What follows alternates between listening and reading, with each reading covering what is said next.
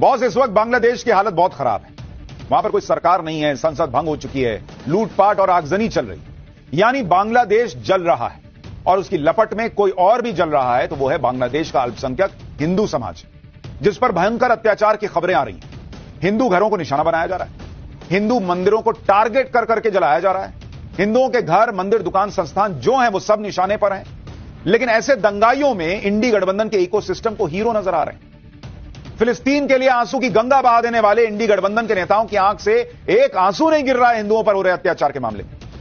एक तख्ती संसद में नहीं लहराई गई बांग्लादेश के हिंदुओं को बचाने के लिए। लेकिन बात फिलिस्तीन की थी तो बॉस, लाइन में लगकर छाती पीटी गई थी। स्टेटमेंट पे स्टेटमेंट जारी किए जा रहे थे। बस चलता तो नेता यहां के लेट जाते इजराइल के सामने कि हमास के आतंक का जवाब देने की कार्रवाई करने से पहले हमारी लाश पर से गुजरना होगा टाइप। लेकिन पड़ोस में बांग्लादेश, वहां फिलिस्तीन इतना दूर है, यहां पड़ोस में बांग्लादेश में हिंदू कैसे बचेगा, इसकी ढेले भर की फिक्र नहीं है इन लोगों को। अब सोशल मीडिया पर इनका कोई कैंपेन नहीं चल रहा। क्या इसलिए कि बांग्लादेश में हिंदुओं की इन्हें कोई परवाह नहीं है? क्या इसलिए कि मोदी विरोध और मुस्लिम वोट बैंक का प्रेम इनके आड़े आ जा रहा है? फिर भले ही बांग्लादेश के हिंदू खून के आंसू रोते रहे, इनका इकोसिस्टम तो उन दंगाइयों को हीरो साबित करने में लगा है, जो दंगाई कल से बांग्लादेश के हिंदुओं के खून के प्यासे बने बैठे हैं।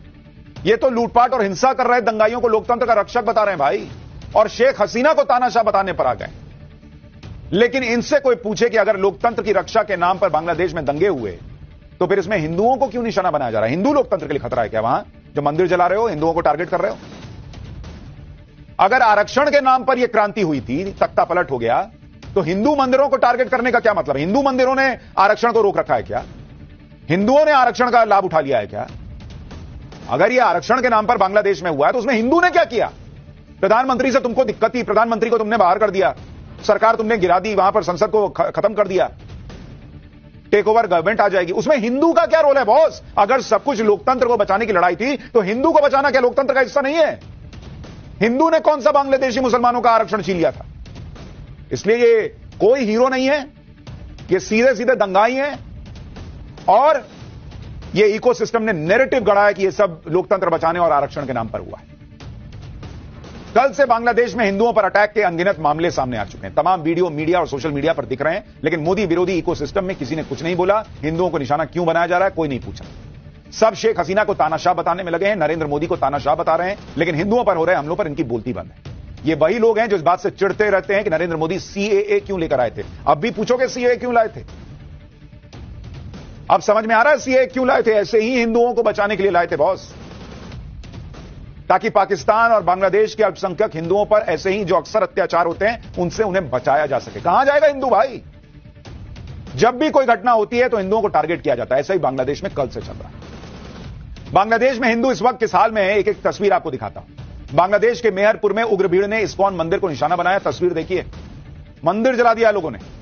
दंगाइयों ने मंदिर में तोड़फोड़ करने के बाद उसे आग के हवाले कर दिया। क्या दोष था मंदिर का बताओ? यह मंदिर तुम्हारे लोकतंत्र के आड़े आ रहा था, या इस मंदिर में जो है वो आरक्षण का सर्टिफिकेट बांटा जा रहा था हिंदुओं को? मंदिर प्रशासन की तरफ से बताया गया कि न सिर्फ मंदिर को नुकसान पहुंचाया गया, बल्कि मंदिर में मौजूद श्रद्धालुओं पर भी अटैक हुआ। इसी तरह बांग्लादेश के नरसिंगडी में काली माता के मंदिर को निशाना बनाया गया। मंदिर की मूर्तियों को खंडित कर उसे वहां से हटा दिया गया। मंदिर में मौजूद सारी पूजा सामग्री को तहस नहस कर दिया गया। कौन से हिसाब से यह लोकतंत्र बचाने की लड़ाई है? यह नफरत भरी हुई है जो सामने आ रही है बार बार। बांग्लादेश में दंगाइयों ने शॉपिंग मॉल को भी लूट लिया। बांग्लादेश के छतरग्राम में भीड़ शॉपिंग मॉल से सामान लूटती नजर आई।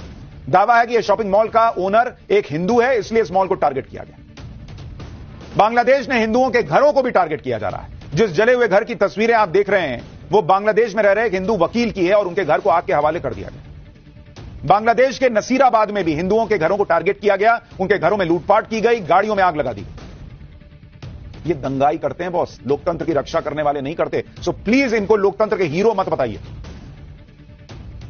इनके पीछे जो कट्टरवादी सोच काम कर रही है, वो साफ साफ दिख रही है। बांग्लादेश में हिंदुओं के घर में घुसकर महिलाओं को भी टारगेट किया जा रहा है। बांग्लादेश में रहने वाली हिंदू महिलाएं रो रो कर अपना दुख दर्द बता रही हैं और उसे सोशल मीडिया पर पोस्ट कर रही हैं। आप सुनिए बांग्लादेश में हिंदू महिलाएं कैसे मदद की गुहार लगा रही हैं, फिर आगे की बात बताता हूं। মিছিল নিয়ে যাওয়ার সময় উল্টো দিক থেকে এসে আমার বাসার মধ্যে ঢুকে, আমার বাবা একজন ব্যবসা করে, সে তার ব্যবসার প্রতিষ্ঠান, আমার ভাই একজন ডাক্তার, ছোট কাকার ছেলে, তার চেম্বারও আমাদের বাসার মধ্যে। এই চেম্বারের মধ্যে ঢুকে আমাদের পুরো ভাইরা চুইরা কিচ্ছু রাখে নাই। আমার কাকাকে খুঁজতেছিল, আমার ভাইকে খুঁজতেছিল, মানে এরা কোথায়। আমার মা বাইরে ছিল, আমার মা শুধু নিরুপায় হয়ে দাঁড়ায় দেখতেছে যে ঘরে ফ্যান বলেন, খাবার জলের জগ বলেন, একটা গ্লাস বলেন, কিচ্ছু রাখে নাই। পিটাই ভাইয়া ফেলাইছে। বাবা যতটুকু পারছে ছবি তুলছে এবং বাবারে মারছে, বাবার গায়ে হাত দিছে। আর আমার ছোট কাকা তো বলাই আছে, আমার ছোট কাকাকে ওরা খুঁজতেছে। মানে আমরা কতটা নিরুপায় আজকের এই ছাত্রদের কারণে। আমরা এখন কি দেশ ছেড়ে নিজের জায়গা জমি ছেড়ে কি আমরা ইন্ডিয়া পালাই যাবো এটা মনে করতেছে সবাই? কেন ইন্ডিয়া যাবো? আমরা স্বাধীন দেশে বাস করি না? আমরাও দেশের নাগরিক না? তাহলে কেন আমাদের সাথে এরকম হবে? আমরা তো স্বাধীনতা, ঠিক আছে, সবই ঠিক আছে। তাদের কাছে আমার আবেদন, প্লিজ নিবেদন, ছোট ছোট ভাই বড় ভাই ভাইয়ারা সবাই প্লিজ, ঘাটের মোড়ে প্রত্যেকটা দোকান লুটপাট হচ্ছে, আপনারা চলে আসেন প্লিজ। এসে আপনারা সরিষাটের মোড়ে প্রত্যেকটা মোবাইল নিয়ে চলে গেছে, এসিটা পর্যন্ত শোরুমে খুলে নিয়ে গেছে, টাইলস নিয়ে গেছে, চেয়ার পর্যন্ত নিয়ে গেছে। আপনারা কোথায়? এটার জন্য তোমরা এই স্বাধীনতা করলাম। রড সুইপার থেকে শুরু করে কমর সব নিয়ে যাচ্ছে। রাফি রড চুরি করতেছে, রাফি দেখেন রডগুলো নিয়ে কিভাবে চলে যাচ্ছে, সবার দোকানের জিনিসগুলো নিয়ে চলে যাচ্ছে। ভাই এইটার জন্যই আমরা এই দেশে আন্দোলন হবে না, আমাদেরকে বুঝাই পাঠালো জিনিস নিয়ে। ये भीड़ लूट खसोट मचाए हुए हिंदू मंदिरों में आग लगा रही है, हिंदुओं को टारगेट कर रही है। लेकिन यहां भारत में कोई नहीं, विपक्ष में एक नेता नहीं जो स्टेटमेंट जारी कर। हिंदुओं पर हो रहे इन हमलों को लेकर आज विदेश मंत्री एस जयशंकर ने संसद में बात की और इस तरह के मामलों पर चिंता जताई। सुनिए विदेश मंत्री ने संसद में क्या बताया, फिर आपको बताऊंगा कि कैसे साधु संत और धर्मगुरु भी इस मामले में अब आवाज उठा रहे हैं, लेकिन इंडिया अलायंस के नेता उनके मुंह से कुछ नहीं निकल रहा। On 4th August, events took a very serious turn. Attacks on the police, including police stations and government installations, intensified even as overall levels of violence greatly escalated. Properties of individuals associated with the regime were torched across the country. What was particularly worrying was that minorities, their businesses and temples also came under attack at multiple locations. The full extent of this is still not clear. Sir, on 5th August, demonstrators converged in Dhaka despite the curfew. Our understanding is that after a meeting with leaders of the security establishment, Prime Minister Sheikh Hasina apparently made the decision to resign. At very short notice, she requested approval to come for the moment to India. We simultaneously received a request for flight clearance from Bangladesh authorities. She arrived yesterday evening in Delhi. Bangladesh में जिस तरह से हिंदुओं को target किया जा रहा है उससे संत समाज भी बहुत चिंतित है।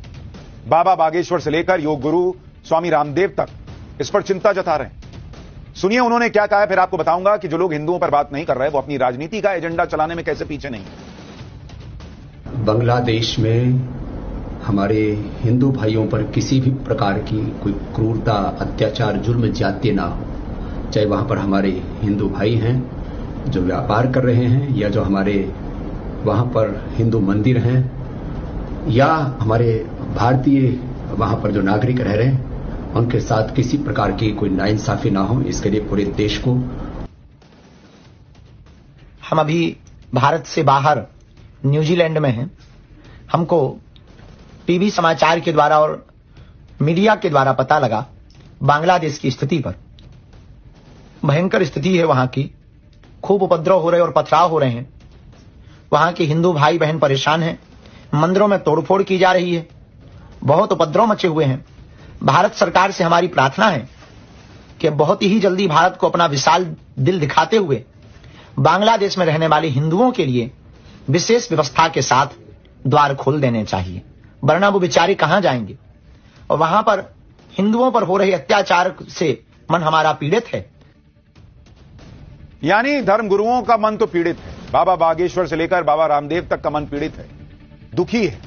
लेकिन इस देश के नेताओं को बांग्लादेश के हिंदुओं के दर्द से शायद ही कोई दर्द हो रहा। ये बहुत सीरियस मामला है बॉस हमारे लिए भी, क्योंकि जब पड़ोस में आग लगी हो तो हम भी चैन से कैसे बैठ सकते हैं।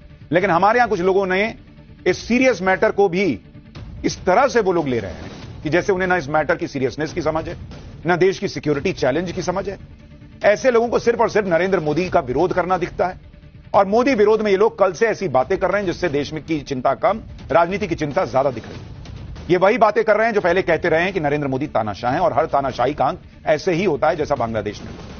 ये लोग सपने देख रहे हैं कि जैसा बांग्लादेश में हुआ वैसा ही शायद काश भारत में हो जाए, लेकिन ये देश को जलाने और अराजकता में डालने वाली सोच है।